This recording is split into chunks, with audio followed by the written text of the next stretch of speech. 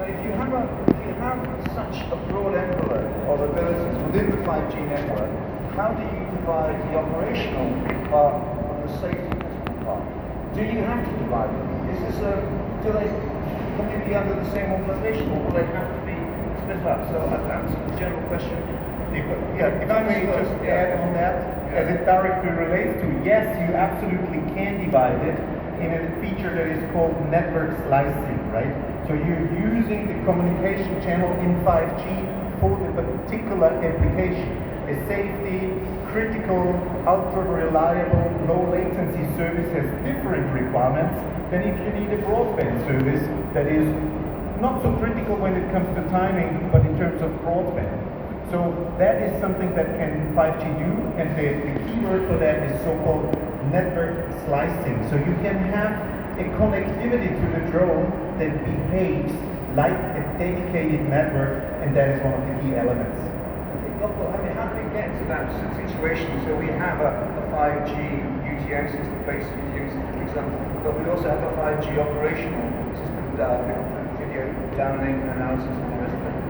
Yeah, I think Thomas kind of like literally stole the words from my mouth. So I echo his points 200%. So the network slicing is sort of critical here. You want to have the C2 link, which is the command and control link. That's the one going between the remote control of the aircraft to the autopilot of the aircraft, which is airborne. The C2 link can be on one slice, and that could be on a low band frequency, which gives you the sufficient coverage. So you can actually perform beyond visual line of sight missions without having to worry about losing connectivity, conspicuity, conformity, and a bunch of other terminologies. While on the other hand, you need to focus on your mission part, which is like mission is to conduct a survey of the power transmission line, right?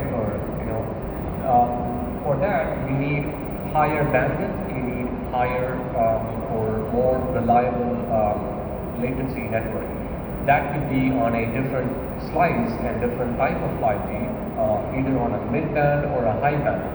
Now, the funny thing is, not all 5G is made equal. That's the philosophy we try to reach.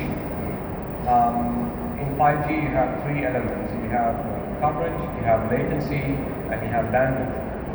Depending on the type of 5G you want to deploy, you pick any two. You get either coverage and bandwidth, or you get either bandwidth and latency, or you get latency and coverage. Something like that. You never get all the three with one single network. So you would have to get a little bit creative with how you stack your slices. And that also helps you in terms of compartmentalizing your cybersecurity aspects. In case your C2 link is compromised, you can have a network protocol where if the C2 link is compromised from a cybersecurity perspective, you can shut off your data link, right? So these are some tactics that you could use from an operational perspective and utilize what 5G is offering to us. I want to point out one thing that it's important, at least I find very important to say that we are, when we look at 5G and the mobile network in general, is that they're very dynamic, particularly in the 5G. So as mentioned, slicing is important, but I also have the flexibility to change the slicing in a very short time. A thing that gives you the ability for, as you said, safety, or you have an awareness that you didn't have before. Not only mobile data has an incredible awareness of the network and how it's used. And that is an important data network we try to leverage also for giving information which is relevant for making decisions on your flight. And I don't think that there is any comparable situation, even in the aviation or in the drone situation now that you use Wi-Fi. You just know I have Wi-Fi, but nobody is checking that actually you have a good connection over the Wi-Fi. just says it's a range of 8 kilometers. Yes, but do you have an idea of the dynamic situation where you are, the interference over other things? Nobody else is doing that because they said, I don't need to, or maybe you should. But for me, that is one of the important things that we have by using the network. You have it by default. It's not maybe readily available to you, so that's what we're working on. You can make it very available. Boris, I've got, thank you, Robert. I've got a question. There is vision, skies, full of thousands of drones, all transmitting all sorts of information, video downloads, command and control list, but millions of drones perhaps. Do we have the frequency? Do we have the bandwidth capable of dealing with all that data safely and with the backup system that's going to, provide the safety net? Well, actually, what is called non-payload communications here, or we can say safety services based on communication in general, but in 5G in particular, which is the best choice for urban environment in any case. The focus is on the integrity, continuity, availability, latency, and what is called performance widely used innovation right now. I wouldn't say that bandwidth here is a big issue. There is no need to transmit a lot of data. What you really need is to be sure that your data packet would arrive at the needed place in time, and that is critical. So I think slicing for payload communications and slicing for safety services, which are multiple, not only C2 by the way, must use very different approach. But thanks for that mechanism, this is flexible enough to address it simultaneously. So when you do the trials, you always measure your safety services performance, but you always do it under the load. So you produce a lot of video stream, 4K stream, whatever, LiDAR stream, and when you have your link like fully packed, you measure your safety messages. But since these messages are like tiny comparing to video, you can feed in a lot of drones simultaneously. Yeah, that would cost you some bandwidth, but I think that would be an issue when we have like 2,000 drones, 10,000 drones, 100,000 drones flying simultaneously in one like urban environment. So that would work in terms of bandwidth. That would work. Thank you, Boris. So I wonder if you could give us a vision of how you see 5G fitting into your UTM system, specifically in terms of things like dangerous weather data, detection avoid, flight plan deconfliction. How's that going to help? Is it going to make it more complicated, or is it actually going to help you, do you think? Well, you took the answer right out of my mouth with all that. I'll start with basically, my wife summed it up quite eloquently the other day. She told me, I didn't marry you for your money, but you better not put it to the test. So basically from that, I've learned that basically UTM services, as you mentioned, are a range of services that are designed to provide a safe and efficient use of the airspace. Now, among these are basically, as you mentioned, we want to have tactical deconfliction, we want to have dynamic rerouting management, we want to have terrain avoidance, terrain and obstacle avoidance, hyper-local weather, because as you know, the weather predictions today from these METAR and TAF stations, they're very localized at the airports because all the air traffic is basically being funneled into these few locations. But drones are going to be flying everywhere. So it's the combination of these services together, and the backbone to it all will be the 5G communication channel. Without the ultra reliable and low latency communication, the remote cloud integration, and the other features that 5G are going to be offered, I think this is going to be very, very difficult to deliver at scale.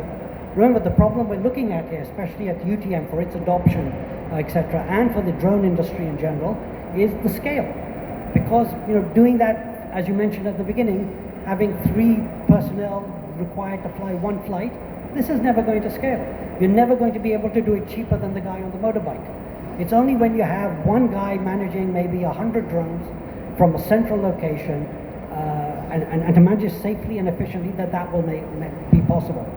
What 5G enables us to do, as it takes care of the network slicing, this is a perfect solution to the problem that we basically faced at 4G. Where can you get a reliable quality of signal? Where can we get a guarantee for the quality of signal? 5G can offer that. Based upon that, now UTM can concentrate on other things, the implementation of artificial intelligence.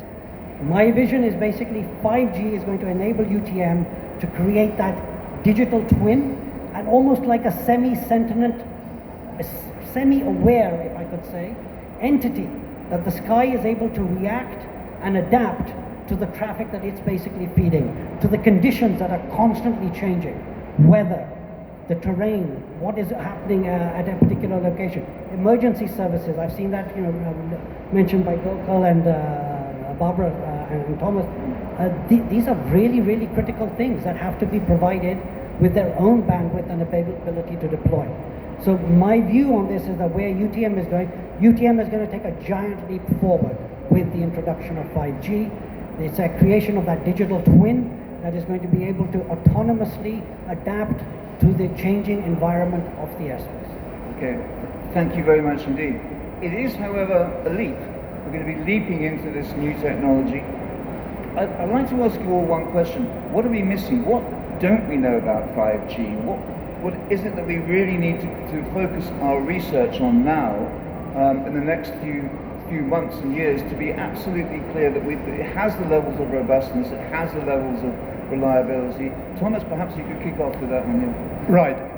Well, I think we know a lot about 5G from a technical capability, but we need to apply it to the application of aviation in the field.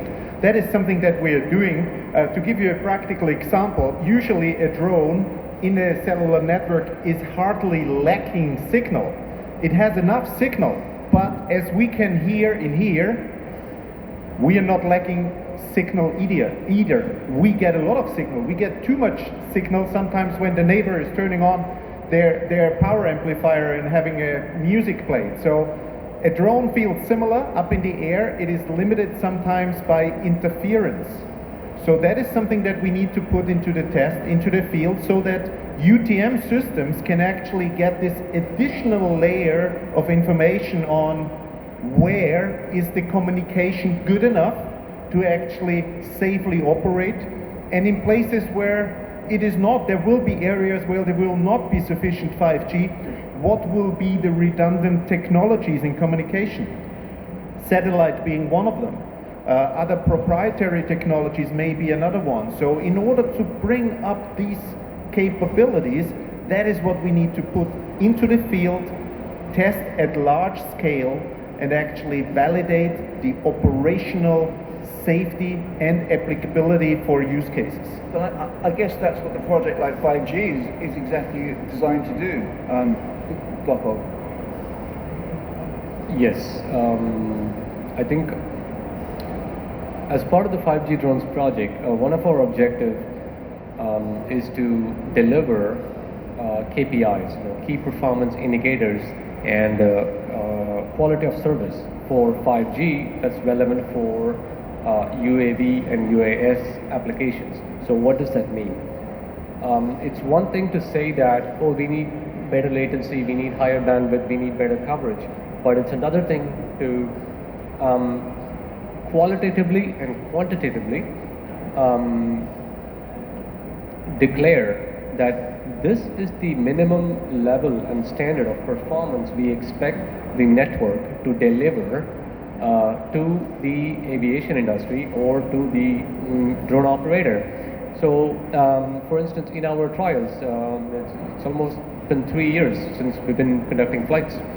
So we are at a state where if one of our operators are interested in conducting a mission, they can pre-book the mission on a calendar and block the slice, saying that I'm going to be performing this sort of mission with this kind of aircraft and this payload.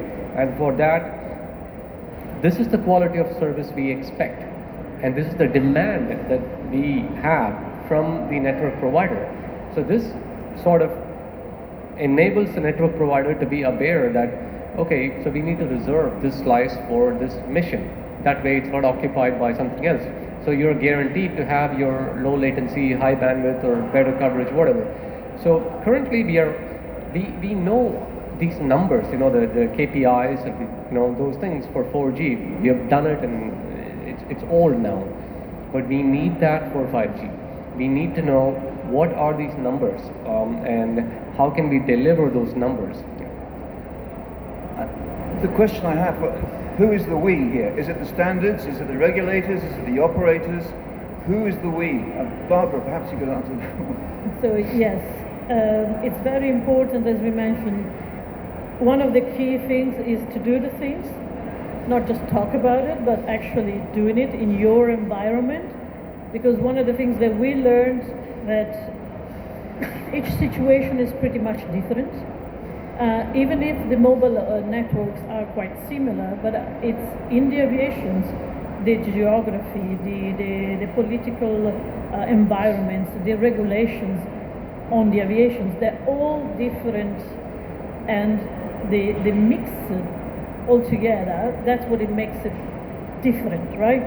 So when we are asked to do these trials, or to actually do very close to commercial situation, not theoretical. That's for me, it's an important thing. Not a theoretical example or proof of concept, is as close as possible you can get to the pre-commercial, is to have all the parties involved, and don't forget some parties.